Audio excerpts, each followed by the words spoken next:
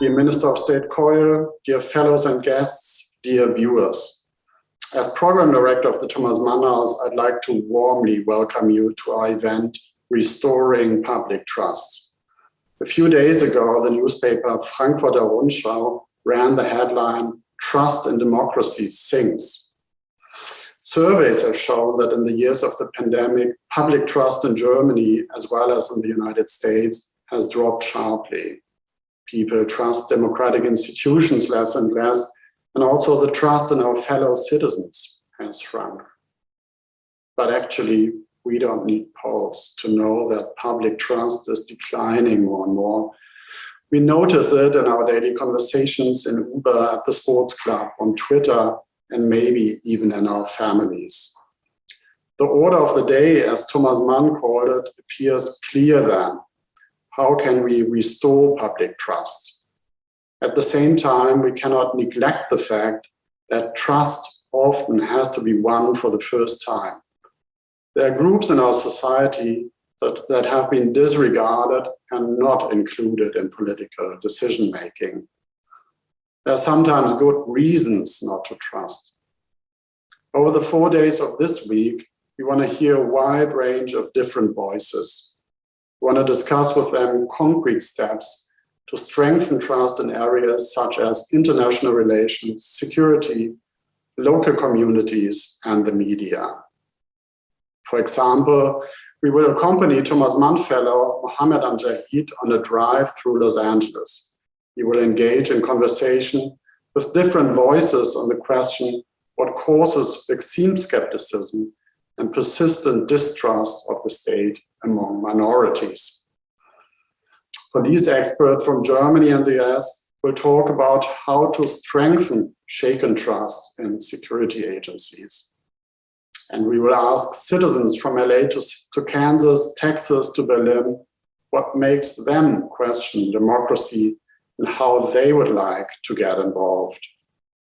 We hope that this program will give new impulses for the renewal of democracy today. Before we have the honor of hearing a greeting from Minister of State Katja Koll, I would like to thank those involved in the coming 4 days. It's impossible to mention the names of all the contributors, but I would like to begin by thanking our partners who have inspired many of our programs. Los Angeles Central Library, LA Review of Books, the Goethe Institute, Zeit Foundation, and the journal Global Perspectives. Also, I would like to highlight Stephen Lavine, as well as Markus Klimmer and Heike Katharina Mertens, and thank them for their guidance and advice. And since this event is one of my last before I return to Germany, I would like to especially thank my dear colleague, Benno Herz, has been a wonderful, creative sparring partner and hardworking colleague over the past years. I would also like to thank Elena Dexter and Josh Videra for their valuable support for this program.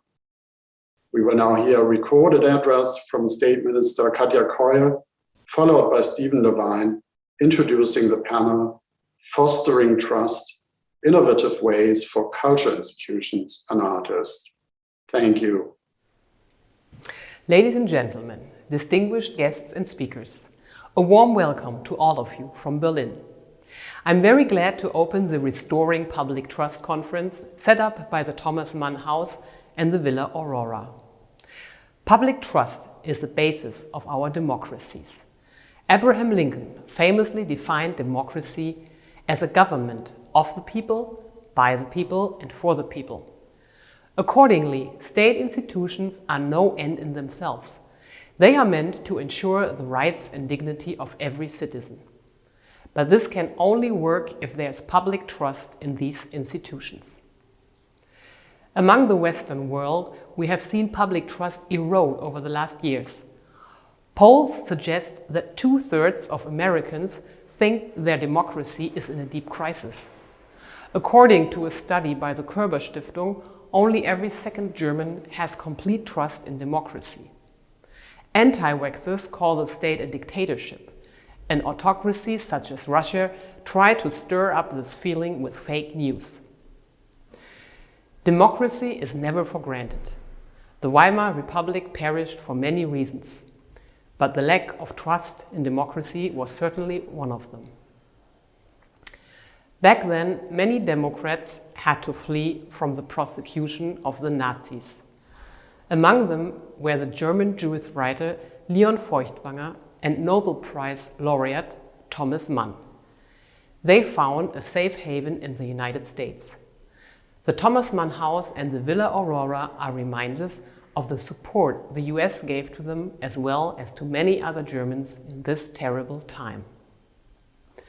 Today, the homes of Mann and Feuchtwanger have been transformed into venues where intellectuals, artists, and politicians come together to strengthen the transatlantic bonds and to reflect on what was so dear to their name patrons, the future of democracy. The Restoring Trust Conference follows this tradition, and it comes at a time of an unprecedented challenge. We are seeing a war in the middle of Europe unfold before our eyes. This war has many victims, the Ukrainians in the first place, but also Russian intellectuals, journalists, scientists, and artists who have to leave their own country because they are not allowed to express their opinion. Russians who stay are being cut off from independent information. Everyone can see now what is the big difference between democracies and authoritarian systems. Democracies need active and critical societies. Autocracies are frightened of them. And yet, why is it that nevertheless public trust in democracies and institutions has declined so strongly both in Europe and in the US? And what can we do to restore it? I think we have to prove that democracy is capable of fulfilling its two big promises also in the 21st century: prosperity and liberty. After the Second World War, one reason why democracy quickly gained a foothold in countries like Germany surely was the broad participation many people enjoyed from the economic boom. Democracy created upward mobility. Today, autocratic states such as China and Russia try to disseminate the narrative that their political system is better placed to achieve prosperity. We must prove them wrong. We have to show that democracies are able to master the big challenges ahead: the green transformation of our economies, the necessary energy transition, digitization, good and fair jobs. And at the same time, we have to make sure our democracies live up to the promise of equality and justice, transparency and human rights. If constituencies are tailored in a way that makes sure one party always wins, people lose trust in elections.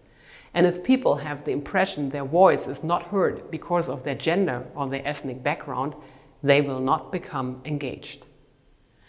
We have to make sure everyone has the possibility to be heard and get engaged. And at the same time, we have to take action against fake news and misinformation, also by better regulating social media and digital platforms. All of this entails difficult trade-offs and a weighing of arguments. But it is the very strength of democracies to embrace such an open and public exchange of arguments. Participation is no weakness, it is our big strength. With our international cultural policy, we want to provide a platform for this kind of public deliberation.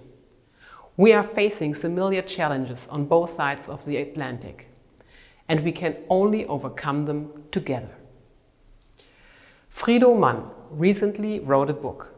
Its title takes up a famous quote by his grandpa Thomas: "Democracy will win." And yes, I'm sure our democracies will prove capable of fulfilling the twofold promise of the prosperity and liberty in the 21st century. Thank you. It's my pleasure to welcome you to this first session in the Restoring Trust Symposium. Our time is short today, just 90 minutes. So I'm not going to introduce at all, actually, our distinguished panel. I urge you to look at their bios. We really could not have a better set of people to address this issue of trust as it crosses into the arts and the possibilities of arts and cultural institutions. I will begin with just one quote from Thomas Mann. This is from April 8th, 1945. Today, I believe nothing that is alive can sidestep politics. Even a refusal of politics is political.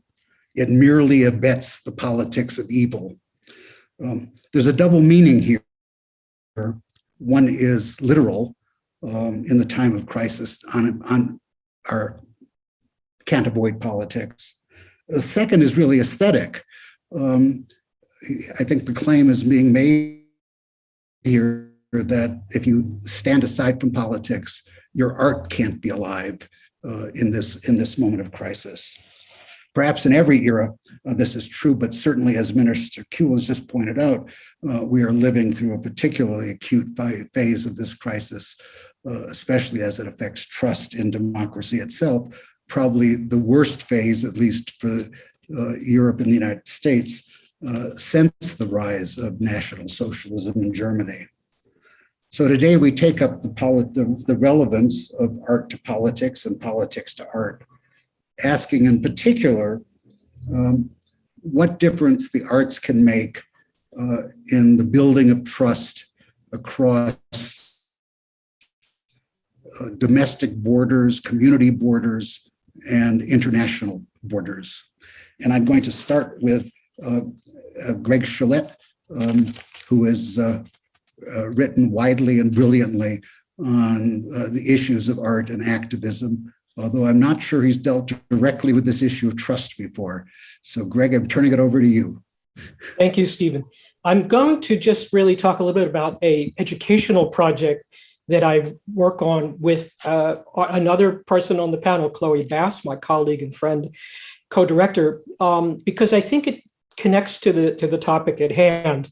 And I'm actually going to read a little bit from an op-ed that I wrote in 2020, in August of 2020, because I feel like it gets to some of these issues.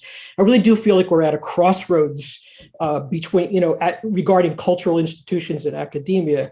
And I think culture is a site for organizing not just issues of trust and critique, but also national identities and issues around race and around gender. So it's a complicated zone, and I think it's correct to be looking at it in this respect. Now that we're entering what might be a post-pandemic or maybe a persistent pandemic with, of course, the disastrous Russian invasion and war in Ukraine, there's just so many issues to sort of think about, but education is one of them. And the question I raised in 2020 August was, how can teachers, students, policymakers, and the public collectively envision a new concept of collaborative and interdisciplinary learning, something that's even better than what existed before the pandemic and its ruinous state of emergency? What will it take to repair decades of social disorder wrought by neoliberal winner-takes-all policies in the arts and education? Or I asked the question, rhetorically, will we henceforth be doomed to Zoom our classes online as the already fragile infrastructure of higher education is sold off brick by brick for privatized corporate profit? Now, I should just point out that I teach at the City University of New York, which is a public institution. And so these may be a bit of hyperbole here about being sold off, but it's not completely so. It is really on the brink always of sort of economic disaster. I went on to point out there's one existing yet not especially visible pathway towards realizing this alternative pedagogical objective. It's already been blazed by an informal and growing number of interdisciplinary arts and humanities instructors who use an approach typically identified as socially engaged art. And here it's not only Chloë, my colleague, but also Suzanne Lacy is an important person to reference in this respect. These kind of procedures consist of a set of theories and practices that borrow from a range of cultural forms: public art, performance, installation, ecofeminist, queer, and disabled design, and so forth. And they use them as vehicles for environmental recovery, critical urbanism, social justice, and community resiliency. It's also an approach that can be very deftly paired with other fields, including the hard sciences in some cases. But why should art and culture be really stood at the center of this question? What makes this area especially well suited to address current crisis is the fact that artists are typically compelled to manage economic precariousness using skills and strategies that also lead to alternative institutional structures and imaginative life-preserving solutions. Let's say two possibilities, structures and solutions that are sort of care-oriented. Models that might be used for fostering and rebuilding trust in a breaking, if not broken, democratic worldview. I could mention, for example, my colleague at another CUNY, City University School, Nandini Bagchi, who has written a brilliant book about counter-institutions, spaces in which artists and art activists collaborated to establish what she calls, quote, insurgent grassroots efforts that provided direct deliverables and generated alternative forms of empowerment to communities under pressure. And here she's referring to, here in New York City, on the Lower East Side, such organizations as ABC No Rio, which started as a squat occupation, Charas, which was a community space, and the Young Lords Party, which is a Puerto Rican and New Rican party that really tried to address issues in the community. Barry Klein is another person I can mention who actually works at SUNY's Harry Van Ardsdale Jr. School of Labor Studies. And she was a graduate of the project that I'm going to be just ending on in a minute. She's worked with artists and collaborators Satari Arishlu, another graduate of our program, and a group of electrical wood and sheet metal union workers who collectively call themselves Workers' Art Coalition. Which, if you have a little bit of art history in your pocket, you know is a seriously sly spin on Art Workers Coalition from the 1960s. But this group, Workers Art Coalition, consists of actual workers who make art, rather than artists who are seeking to be regarded as workers. WAC has collectively produced projects combining oral history, street pageants, sound collage, and elaborately fabricated sculptures of metal and light for the People's Climate March, as well as for projects that focus on green jobs and the minimum wage campaign Fight for 15. So there's a great deal to glean from such interdisciplinary efforts, including how to approach resiliency by grafting concrete solutions onto an aesthetic of inspiration in order to repurpose urban spaces for local needs and organizational structures for resiliency. And I think this is the moment to begin to put resources behind such imaginative interdisciplinary art and humanities education in order to reinvent and re-envision real-world fixes for a society suddenly confronting decades of faltering educational, cultural, economic, and political policies. Survival alone will never be enough.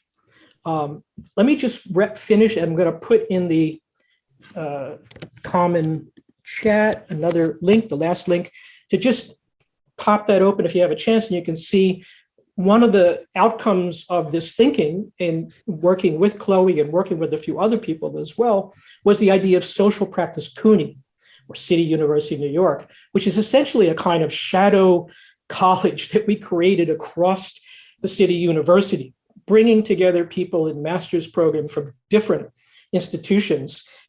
Incredible amount of bureaucratic difficulties to make that work, but it is working, and we have a cohort of students who are graduating soon and another cohort next year who work together with us. Chloë teaches a class, I teach a class. We bring people in like Suzanne Lacy, who was one of our guests, Lucy Lepard and others. And we get the students to be thinking, not only meeting each other, but thinking about how art and social justice can come together and how it can empower leadership skills. So I'm going to really end right there and just mention that this project was initiated and funded. I mean, it was funded by the Andrew W. Mellon Foundation, but really made social practice CUNY possible. So thank you very much, everyone. And I'll turn it over to Stephen. Greg, thank you.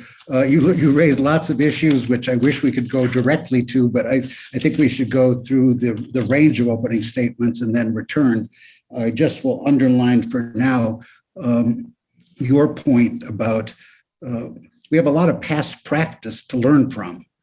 And the issue is to mine that past practice. One very useful place to mine it is Greg has just completed in fact, I think he's proofreading it right now, a new book called The Art of Activism and the Activism of Art, or that's close to the title. It'll be out later this year. I urge you to look for it. It's an amazing document of a half a century of efforts in this direction.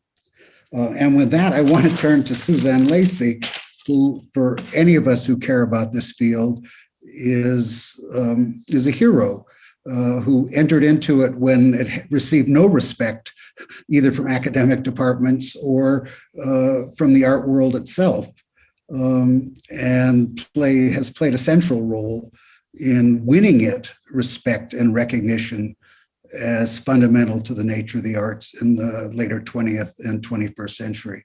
Suzanne, I'm going to turn it over to you. Thanks, Stephen. You know, I'm reminded of the first time that I met you at the Rockefeller Foundation. And in fact, I was beating the drum for socially engaged art, although we called it something different at that time. Greg, you're right. Chloe, I'm so pleased to be on the panel with both of you as educators and artists. And you're right, Greg, that education, I think, really is central to our practices and to the issues of a democracy.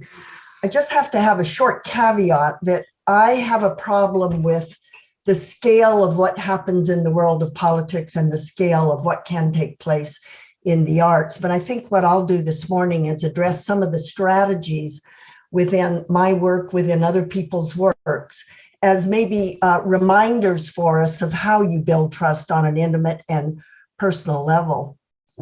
I just got off a conference call this morning with artists and curators in Moscow on a completed community project that was due to open to a broader public in May. The tone of our conversation was very different now than it was a scant 5 weeks ago, and a reminder of the scale of global politics compared to those of an art project. We've been in collaboration for 3 years, and as such, we all own a part of our intellectual property together. So I couldn't really make a decision about withdrawal, boycott, and so on without a consultation with my colleagues. It's a trust we've built, and we're trying to maintain it in a very difficult situation, cultural boycotts. And it's a delicate and complex issue to figure out. And I have to say, we've not figured that out. We're still in conversation.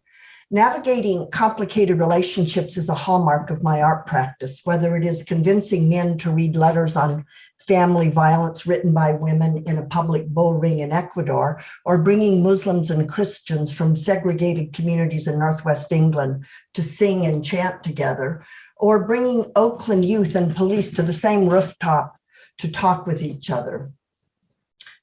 The political purpose of these works is to platform unscripted conversations in public, to model a discursive public sphere through art. I'm never not mindful of the fact that this is a model, not necessary, and potentially practice in democratic engagement, but not the same thing as voting. To convince 200, 300, or even 500 participants to take part in these performances takes a certain amount of trust, or as Stephen called it yesterday, a temporary suspension of mistrust. This takes more than creative imagination. It takes strategies more akin to community organizing to make a relational artwork. And I know that Chloë and Gregory and all of us who practice in this field tend to be educators, and we tend to be, or at least embrace, strategies of community organizing. Such work often depends on direct personal contact, which brings with it the need, in my case, to overcome any stereotypical perceptions of me as a woman, as a white person, as a gringa, etc., and to be prepared to personally deal with my own prejudices. I try to overcome distrust with personal presence and willingness to directly confront the advertent or inadvertent signs of othering that I bring forward and that is in fact part of the project. Stephen's question, how can exchange and collaboration be employed to build trust, suggests a couple of things to me. There are skills to be learned for artists, and that these center on two pedagogic concepts articulated by emancipatory educators like Freire. First, learning should be mutual. And there's where the word exchange comes in, an exchange of knowledge. And second, that power structures should be laid bare, that is understanding the nuances of shared activity, the collaboration in which you're engaged. To what degree is it a collaboration? What do we mean by collaboration? What are the kind of co-equal yet different positions within the construction of a complicated large-scale work? So what are some of the skill sets that I think we need to teach our students? First, the presence is very important to me, something quite challenged through Zoom. Although I did have an example recently of a project in England where Zoom was used to good effect over years. Literally years to do the same thing, that being haptic, being in presence with people, non-language communication, touch, eye contact, and so on. Second, focus listening in order to understand the layers of meaning being communicated.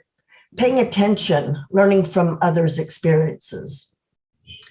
Third, I'm always mindful of, or try to be, of the personal dignity of others, respect for their beliefs and opinions.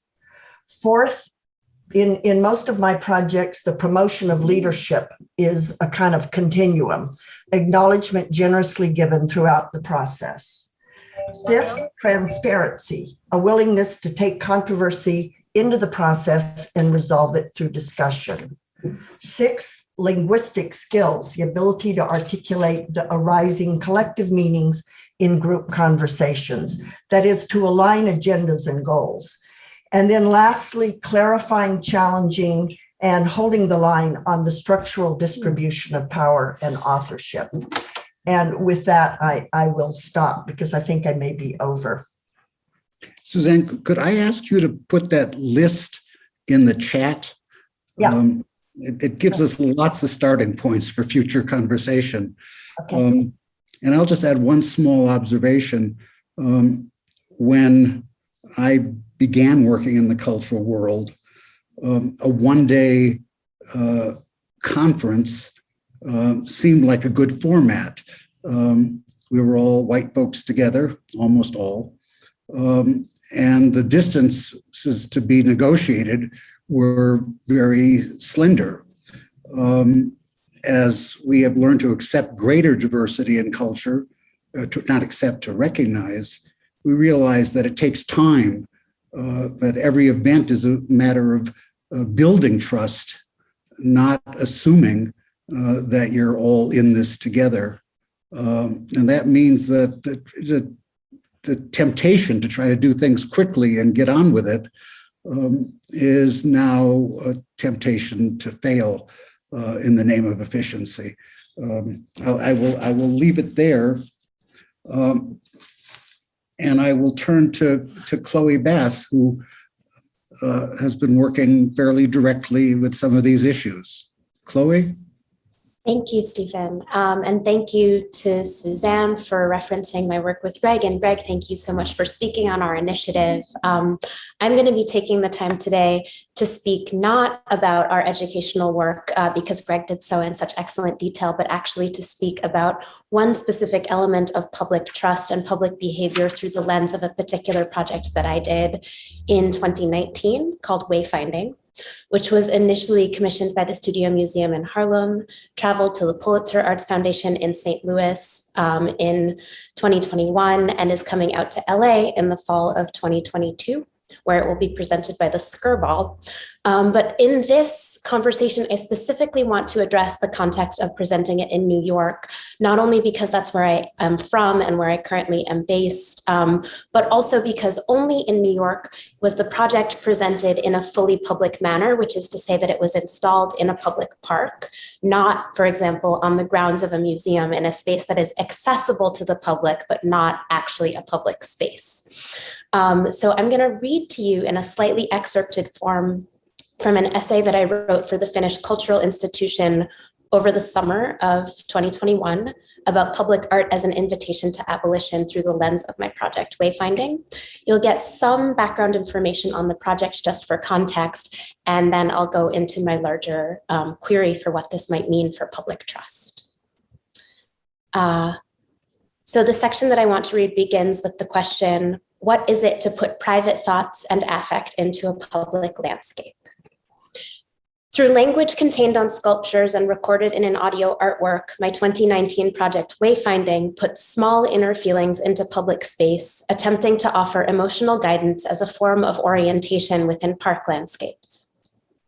Wayfinding is a reflective project both materially. Many of the signs, including the 4 that are existing at billboard scale, have mirrored faces, and conceptually, asking its viewers neither to agree nor disagree with the project's language, but to consider iterative statements, such as, I want to believe that interpretations can be different without being threatening. I want to believe that approaches can be different without being threatening. I want to believe that desires can be different without being threatening. I want to believe that bodies can be different without being threatening.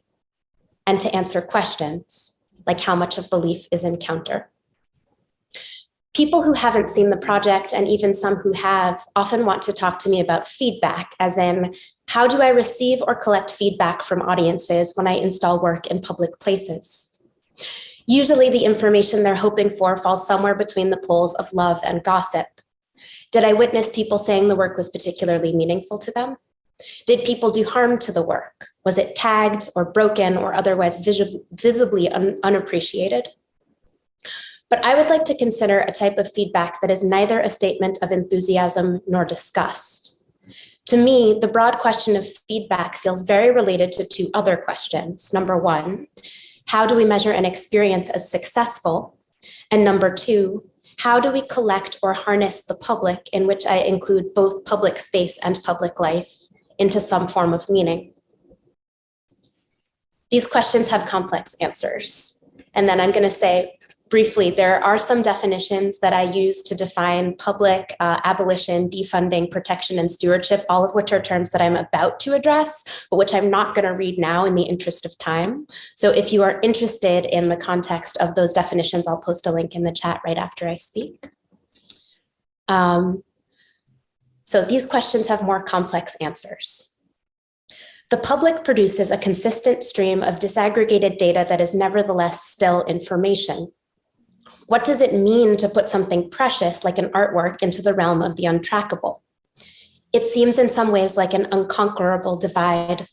The relationship between art, which is at least in theory collectible, and public experience, which isn't. Learning from wayfinding, the most telling answers I have about feedback are perhaps the most boring to witness.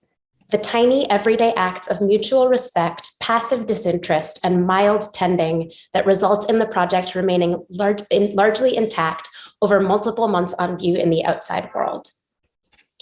To me, this almost unobservable everyday behavior points to something much deeper and more profound. An invitation to consider public art as a case for abolishing societies run by systems of punishment. In other words, a call against the police state. This is a large leap, so now I'll step back.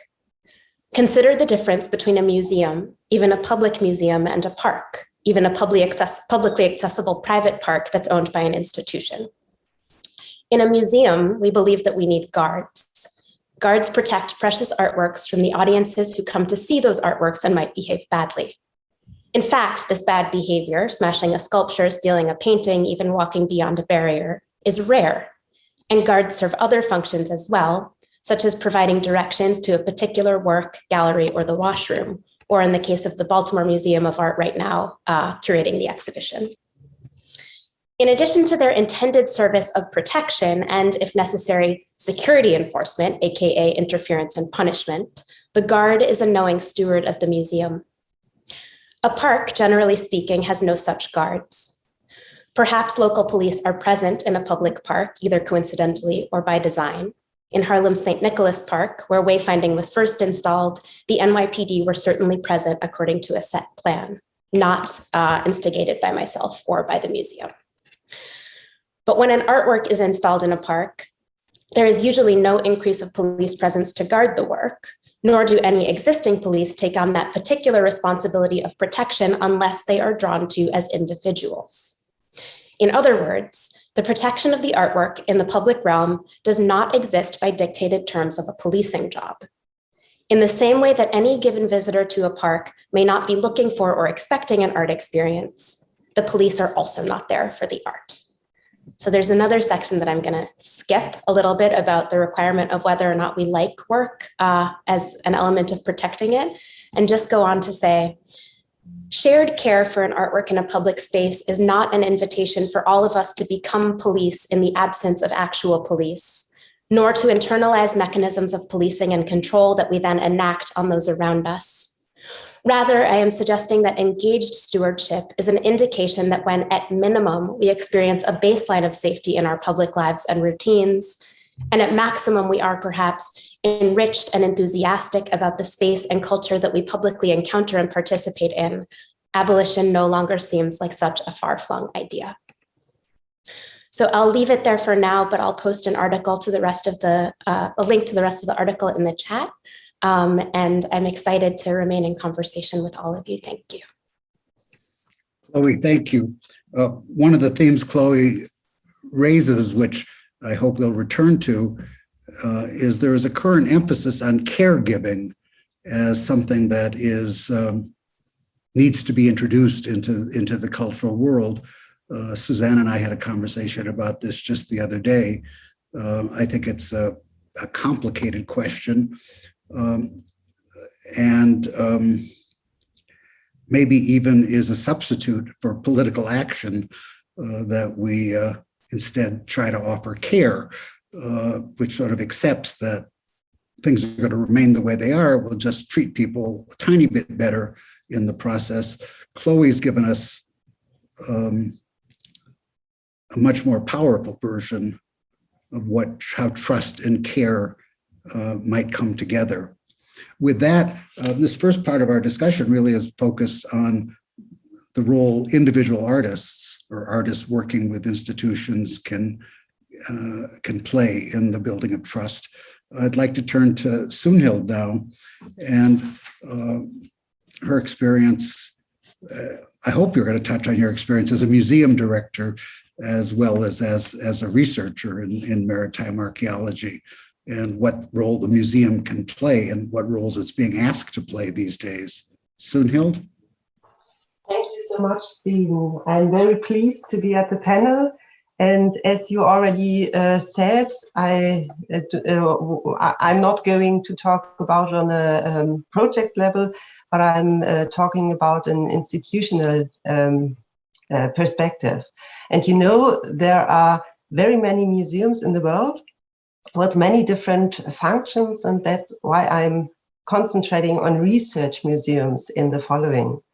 And my message is democratic societies should use the high trust in museums for fostering its resilience in a more strategic way, because people highly trust in museums. This is the result of a study from the American Alliance of Museums recently published. And this result is quite remarkable because museums have been in crisis for several years. And if museums do not find a good way dealing with ethical issues, such as dealing with colonial objects or reducing carbon footprint, their credibility is increasingly in danger, because museums should do a service to society, but instead they do the opposite. Museums are climate killers with energy-consuming air-conditioned systems, as well as places full of looted goods.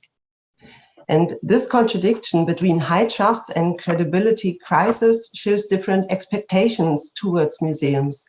And it shows that there are different trust relationships between visitors in museums, as well as between supporters in museums.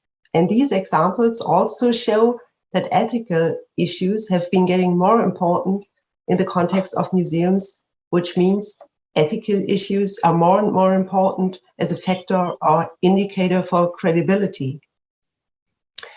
Ethical issues are clearly articulated by activists as Friday for Future or those from Black Lives Matter. but ethical issues concern all of us, our way of life, our identity, and our self-images. We are requested to ask ourselves how we will live together now, in the future, and based on what.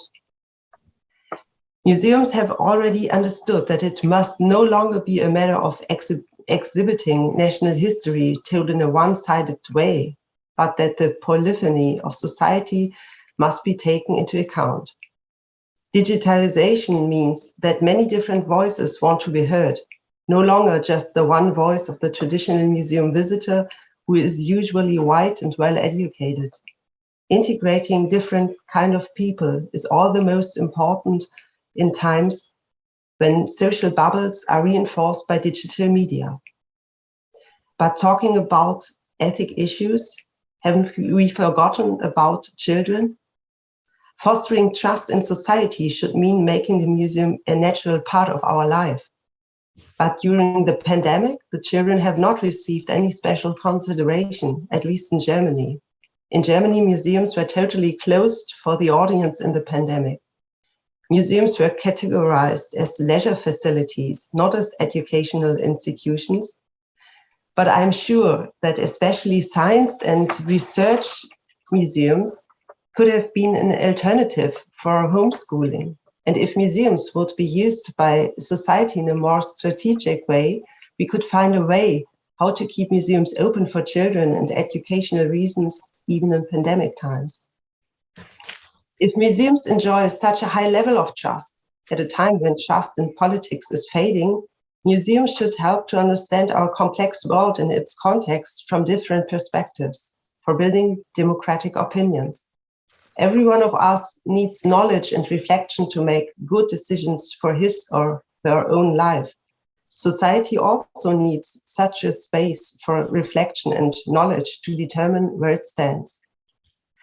The worldwide network of museums, ICOM, recommends to include the present more in the work of the museum in principle, given the planetary boundaries of our planet. However, there's also an ICOM discussion underway to remove the permanence of museums from the museum definition. But this would deprive society of an opportunity to strategically use the high level of public trust in museums to make our society more resilient in a democratic sense. So finally, from my point of view, democratic societies should use the trust in museums for fostering its resilience in a strategic way. Thank you very much. Sunhild, thank you. I very much like your emphasis on research in museums. And in the United States, where we're facing, I don't know if this is true in Europe as well, a growing distrust in science itself.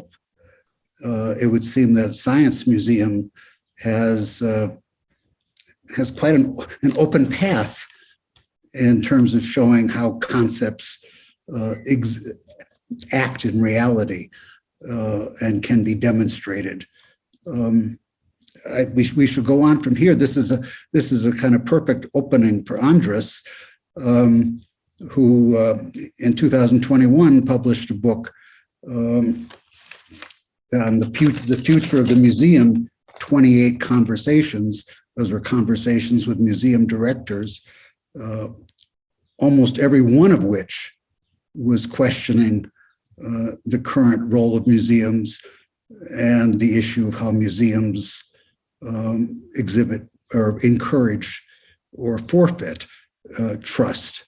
So with that, I'll turn it over to András.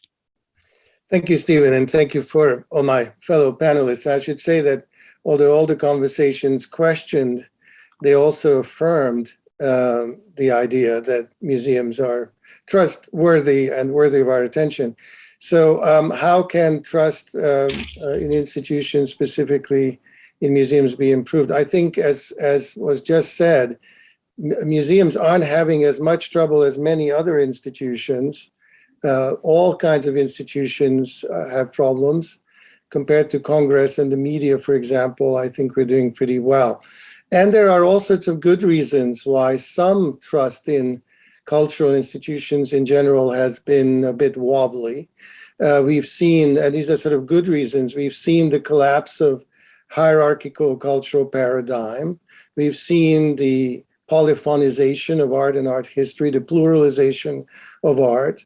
So institutions that had been very much working on setting standards and hierarchies are having a rough go of it. So, and some of this is really the evolution of a more open museum making, which has been very much a central concern in the field.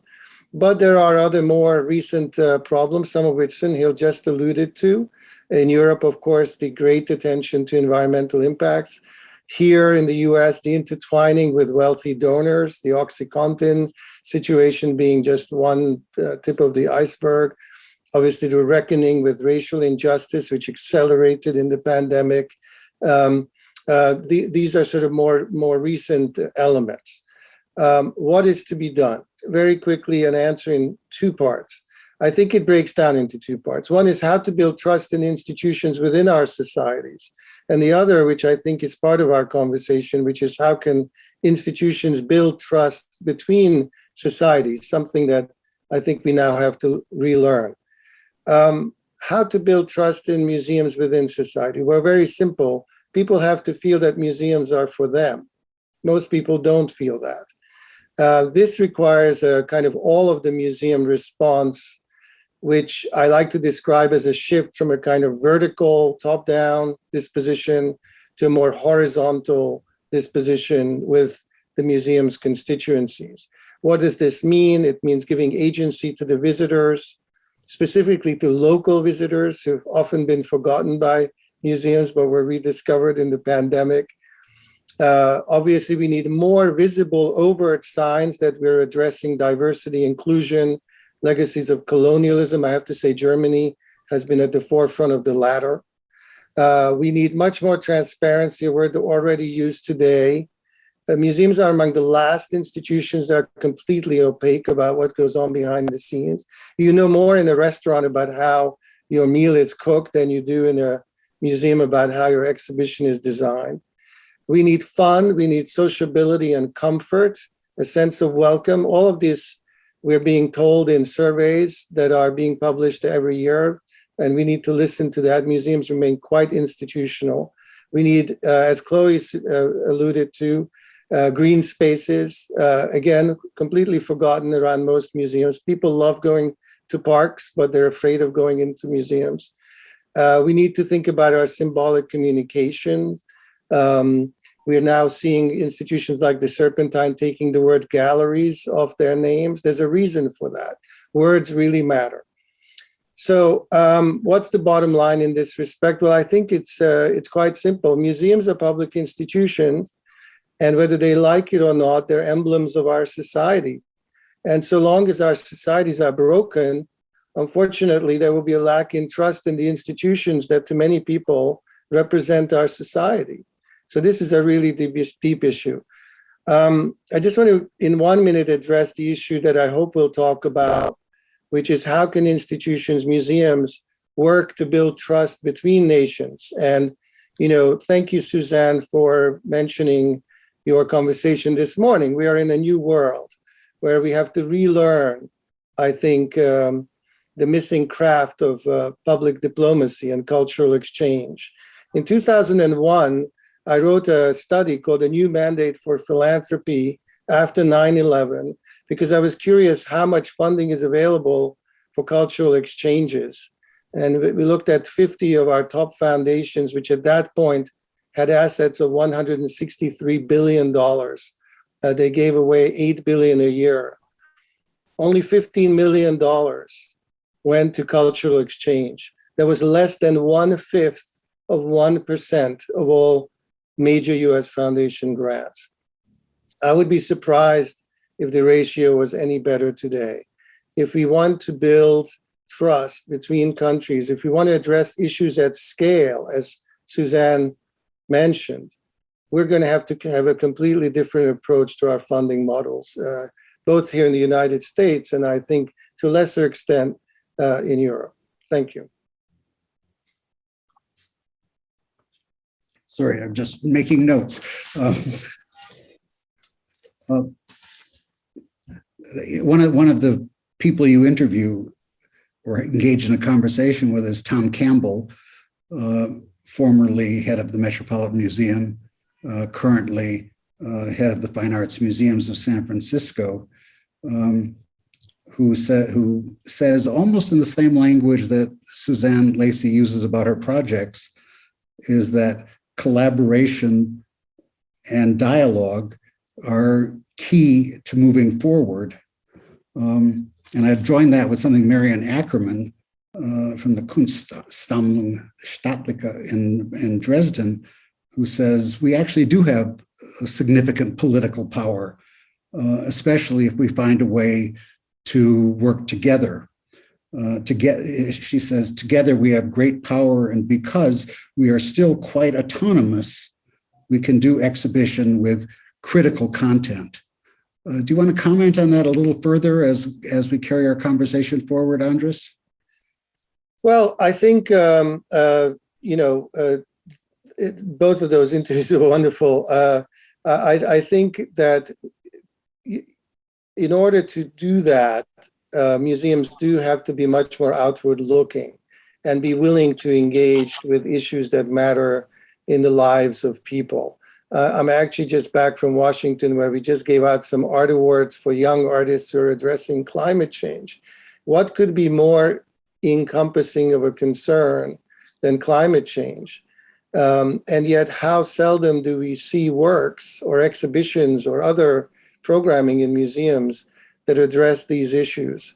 So I think that on a leadership level, internally, in fact, there is a perception that the museum is this wider platform, that the institutions of art are not just there to present beautiful objects with incredible scholarship around them.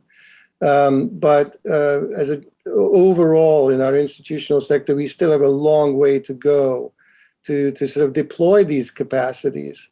There's a great fear of bringing the museum into the conflicts of the day, into the politics of the day. But when we approach a moment like we're in now, I'm not sure the decision or the choice is there any longer. I'm remembering a conversation I had, must be 40 years ago now, with staff at the American Museum of Natural History in New York about the statue in front of the building of Teddy Roosevelt, with one hand on the shoulder of a Native American, and one on the shoulder of an African American.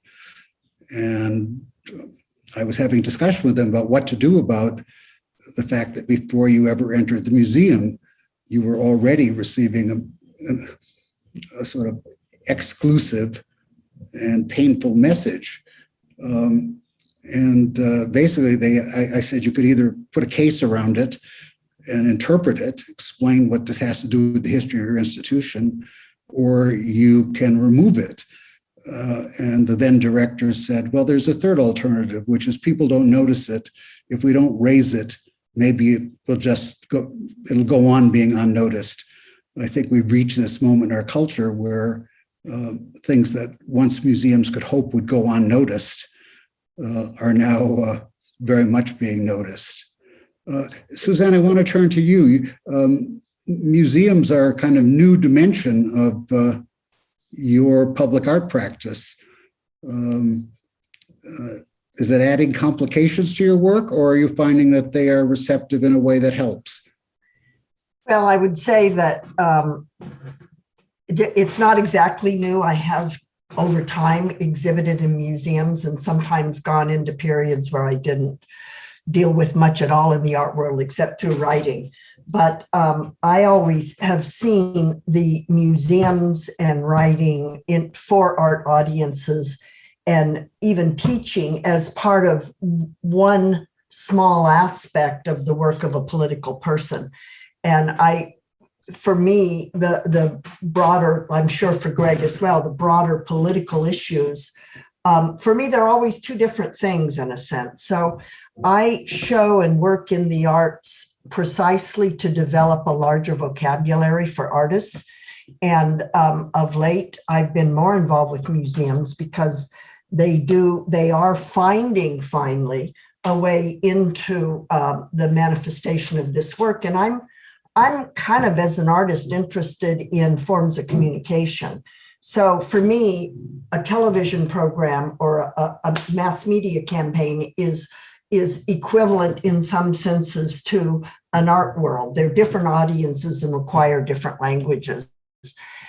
So it is true, however, that particularly with the development of the market, the preservation of work is maintained within an art institution, an art museum. So just like I used to hound the NEA to say public art is, it's transient. You can do public art performance and call it public art. Now I'm part of a cadre of people, including Greg and Chloe, who are saying to museums, you can find a space for this kind of work. I have to say there are very few museums that I think know how to do that. And the bureaucracy of museums makes it extremely difficult to work within them. But my recent project with Alistair Hudson in Manchester, and the project I was doing with the VAC Foundation, Mickelson's project that is now quickly aborted, both of those were examples of trying to create work that was indistinguishable art from, future programming. And I was working very collaboratively, very tightly with the people in those museums in such a way that you can't tell which is the artwork and which is the museum program. So, museums are complicated, but they are sites for another form of communication. And I'm interested in negotiating that territory. Chloë, you're beginning to negotiate that territory as well with Pulitzer Foundation and others. What's your experience of how open they actually can be? Yeah, I would say in general, the museums that I'm working with have been fairly open to the way that I approached going about things, and that's why we're working together. It's maybe not why they came to me initially, but it's why we continue to be able to do projects that I can stand behind. And I try not to do any work that I can't stand behind. So most of my institutional working relationships thus far have been good ones. And I will say that one thing that I have gotten increasingly savvy about is how many conversations I need to have in advance of agreeing to even thinking about doing a project, to see what it is that I am allowed to say, what am I not allowed to say, what are the institution's existing entanglements that may or may not be an issue for me, what is their relationship with their neighborhood, what are they open to, and how honestly are they trying to instrumentalize the work? Because when you come to somebody like me, it's oftentimes because you want to fix something. And I don't want to fix something on behalf of your institution. It's not my job. But I want to fix things in general, and I like to make things available to people through art, through education, through writing, as Suzanne mentioned, that are part of being a person who would like to fix some things about the world and how it is and how we can be within it. It is not my job to do that on behalf of museums. So if I feel like they're coming to me not as a solution to some sort of internal problem that's happened over, I grew up going to the Natural History Museum. I grew up in that neighborhood. I saw that statue. I have a Black mom and a white Jewish dad, and my mom, again, Black and immigrant, was actually on the side of maintaining the monument. She thought that it was very important that it was there. I don't know. I never asked my father his opinion, but just to sort of put this in reference, right? Like, these issues are, number one, not on the shoulders of artists to solve, not always clearly answerable. And finally, just like, when we agree to let artists or present artists as solving these problems, it's actually oftentimes hugely problematic because we are not well equipped to do so, but many people are not likely to say that they don't feel well equipped. So I come in saying all the things I don't know. And I think that this is easier for me in part because I was not trained in the fine arts and the visual arts. And the idea that I became a person who is an artist who has solo shows in museums is the outcome of me kind of living a bunch of different ways that I wanted to live and having a background in creative practice and community organizing. But I'm really a retired theater person. And I will not stop saying that, even as the years pass, when I'll have been more and more in the art world and people don't remember, because the skills that I brought to all of this were primarily communication first, right? That's what theater is, and that's what organizing is. It's communication first. Everything else follows from there. Thank you. Greg, Suzanne and Chloë are offering us a 21st century version of what we think an artist is, which contrasts with the emphasis on an artist's total inwardness, which has a long history. Are you? I know you're writing about this change in the conception of what an artist and an artist's work is. You read a whole book, so I don't. It's a hard question. It's a general question to ask you to address, but I'm going to ask you anyway. It's a great question because my own history is a bit odd. I mean, I am trained as an artist and still make art. I make art for exhibitions. People don't see it very often, and they don't talk about it very often.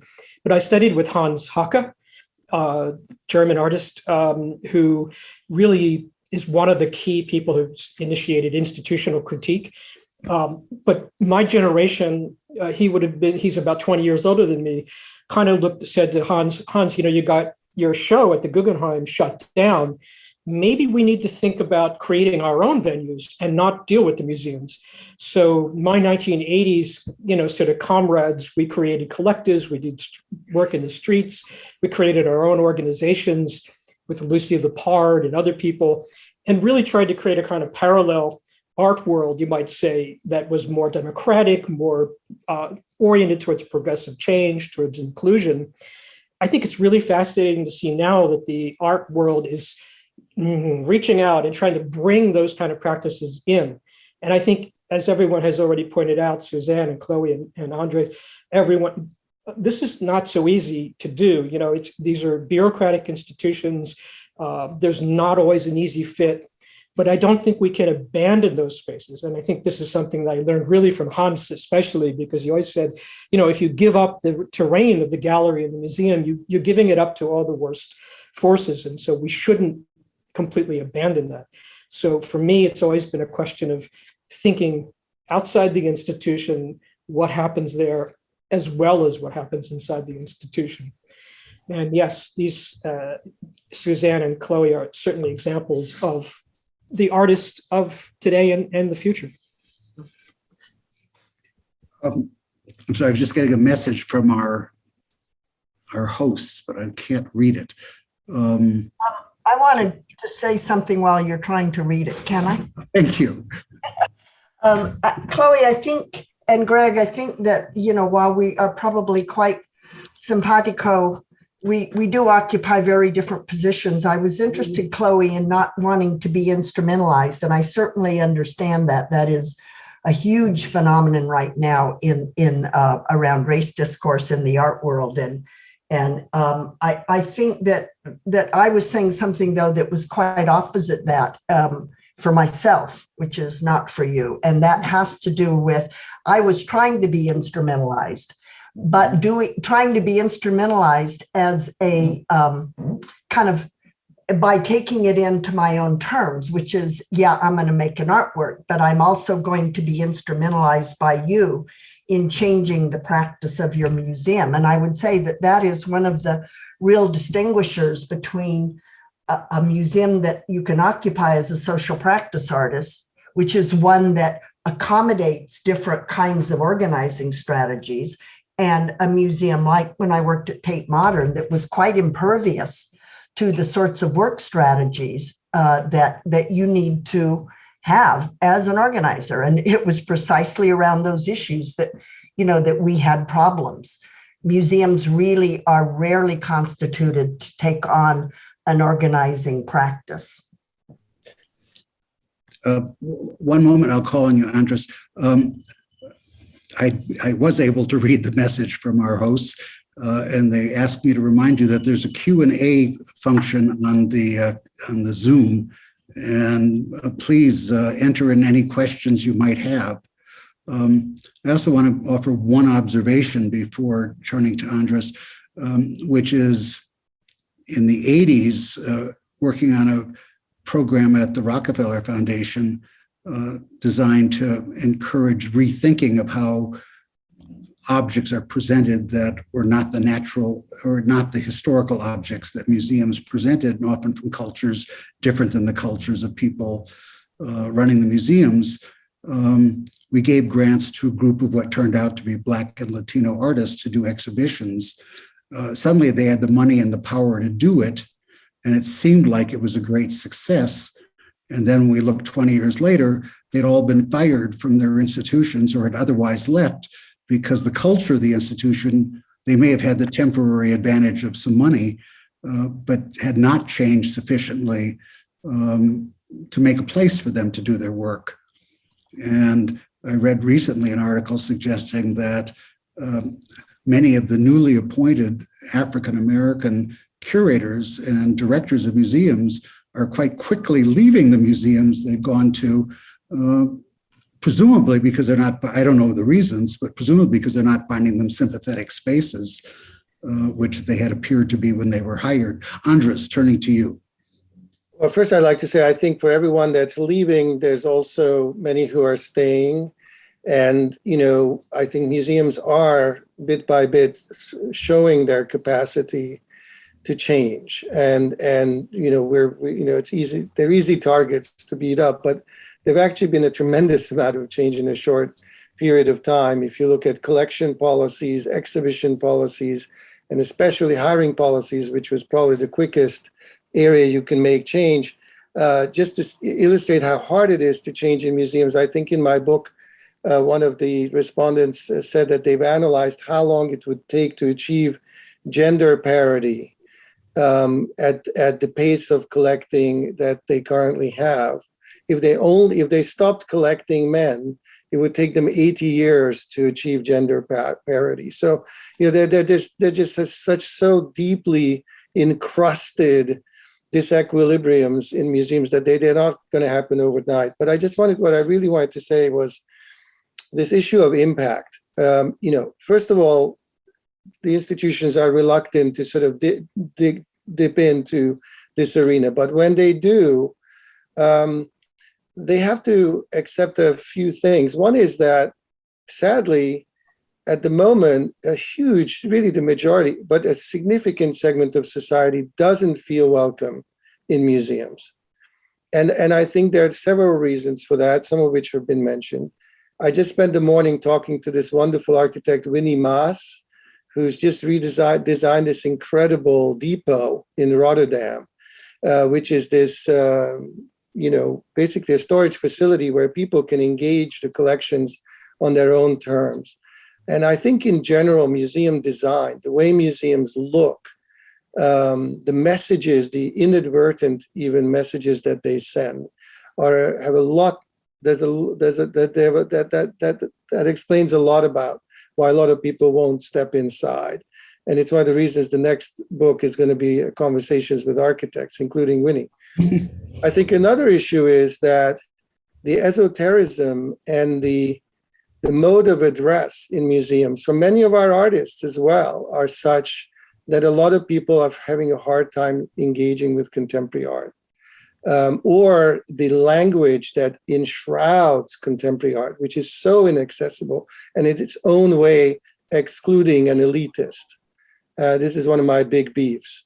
So maybe we can get back to that in a minute. But as a last point, I'd like to say, we are so small. The art world is so small. The entire commercial art world business, $65 billion, is about the size of the Ford company's trucking business. That's the whole commercial art world. In terms of our social reach, our institutions are tiny. So they have to, if they really are going to be serious in engaging the audience, they have to make alliances. Recently, I had a very interesting conversation with the owner of a European soccer club. Now that has impact. So we're really going to have to step out of our lanes a little bit if we really truly want to make impact, and not just tell ourselves that we've been good, that not just sort of tap ourselves on the shoulder, that we're thinking in the right way. András, one of the questions that just came up is someone asked if you would repeat the title of your article from 2001. You cited it was called A New Mandate for Philanthropy, 2002. If you Google it, you'll find it. Thank you. I want to read a statement here, an observation from Gerald Jackman. The observation is, I don't believe that the issue today is that people have lost faith in democracy, but have lost faith in their leaders' practice of democracy. Are these leaders a reflection of the body politic, or are they really mired in their own political world that has alienated them from their constituency? Also, to Mr. Lavine's statement that there seems to be a loss of faith in science, I believe that it is not a loss of faith in science, but a loss of faith in those who claim to be practicing science. I could give examples of the above, but in essence, I challenge the concept of this event. We have plenty of oligarchs in this country circumventing, and there the message is cut off, but oh, here we go, circumventing democracy to impose their will on the USA. And I would point out that one of the other sessions in the Restoring Trust is designed to touch on the issue of the way in which presumed elites have in fact contributed to the undermining of trust in democracy by their actions. We are fast running out of time. I want to ask, which I'm sorry about, we just have to find another way to continue this conversation. Wait, a whole bunch of other things just appeared on Q&A. One moment.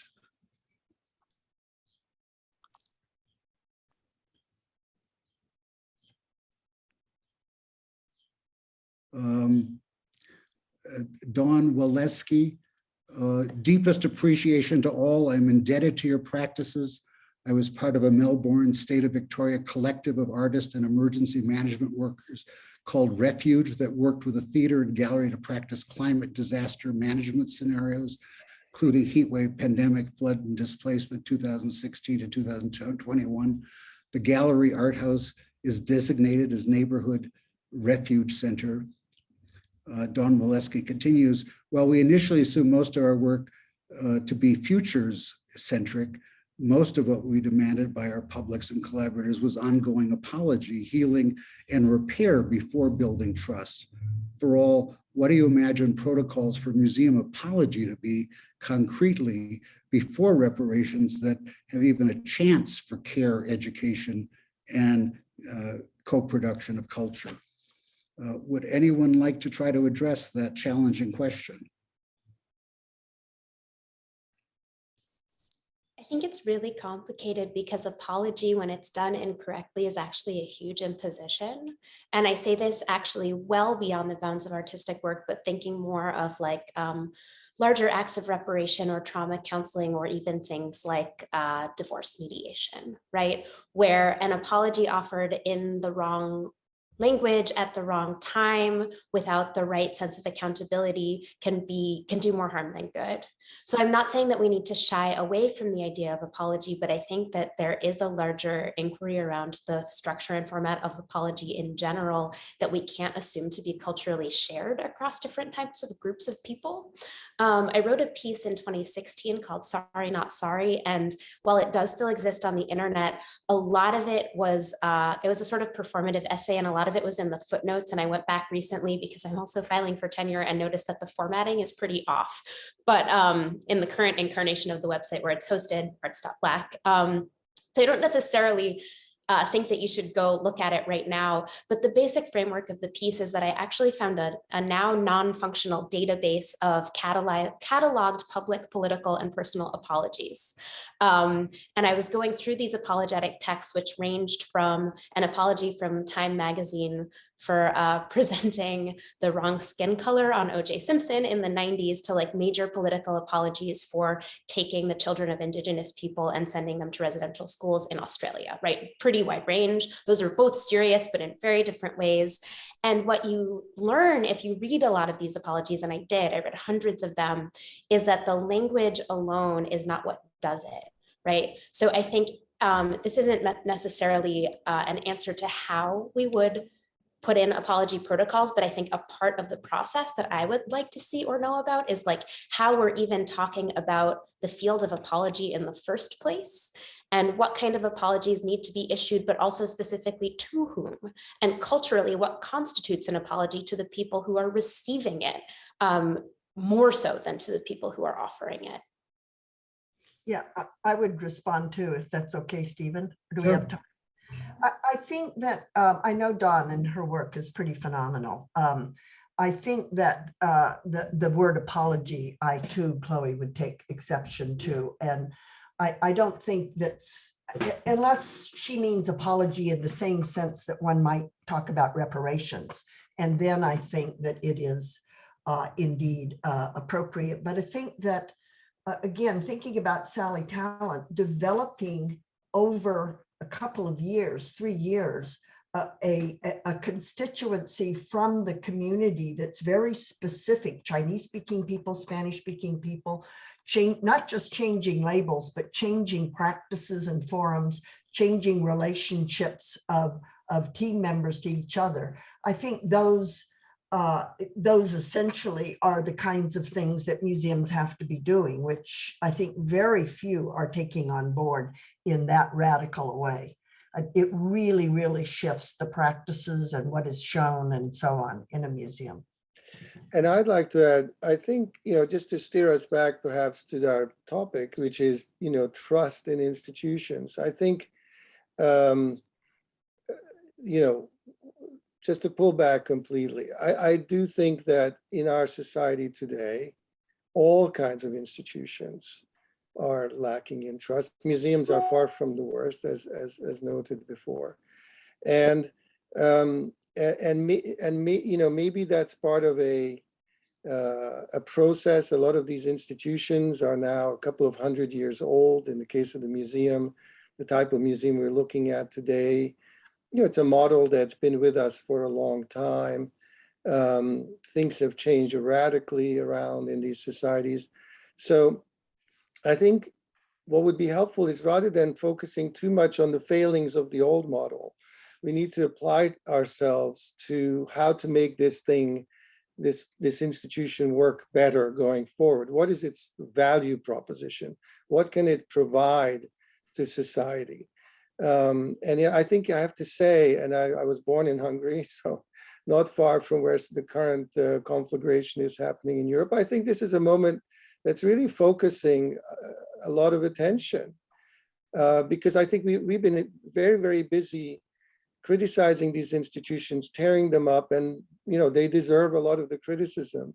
But I think now we're going into a period of time, and I think this was also part of the setup presentation of this panel, when strong institutions are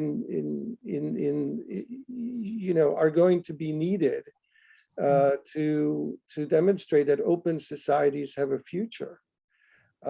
So I think that this is equally true of universities, which also I think have a lot of work to do. Historians will note that at a time we've had more artists living than in all of history combined, more sociologists, political scientists, anthropologists living than in all of history. We managed to get ourselves into quite a rut, and I think it really there's a lot of work to be done. But and I think we need to look at the constructive energies of the museums and of cultural institutions in general. Let me offer a couple of comments as we bring this to a close. One is certainly to agree with András' statement. We're seeing remarkably that symphony orchestras can also change, which one would not have thought was likely given the repertory that they thought they needed to have in order to have audience. And suddenly we're seeing multiple instances of entirely different repertory. And we do have great models like the Queen's Museum and a number of European museums that seem to be wholeheartedly going after this, not just with symbolic appointments, but with real changes in action. Second, I want to make the point that there's a way in which ethics is central to this. Chloë mentioned the Baltimore Museum of Art's exhibition curated by security guards, but at the same time, Baltimore Museum is facing criticism for the way it's fighting the effort to unionization on the part of the staff.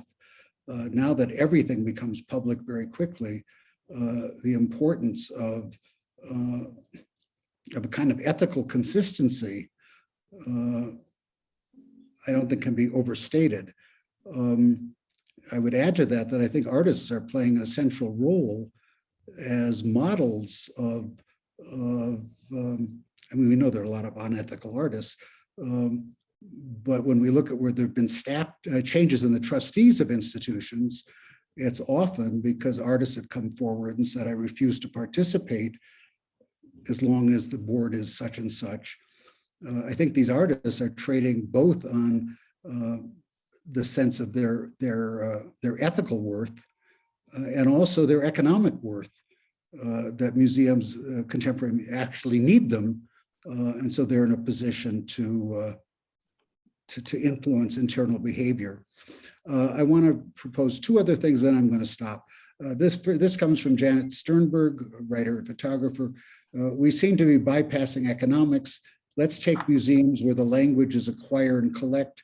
I'd like to propose a radical action that museums worldwide take a pledge to spend a year without acquisitions. During that year, the discussion focuses on acquisition trends around the question of public space. And she continued, yes,